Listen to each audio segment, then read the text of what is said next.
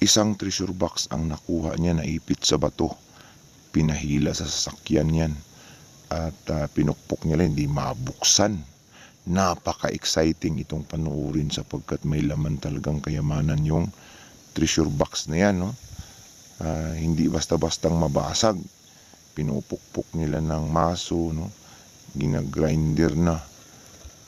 Tinutuklap nila ng mga bara at hindi talaga basta-bastang mabuksan.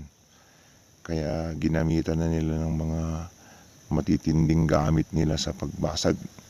Hindi pa rin basta-bastang matuklap o matanggal yung takip. Kaya grinder na lang talaga ang katapat.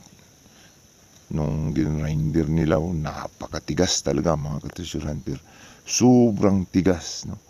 Bago mabuksan kasi yan po yung mga lagayan ng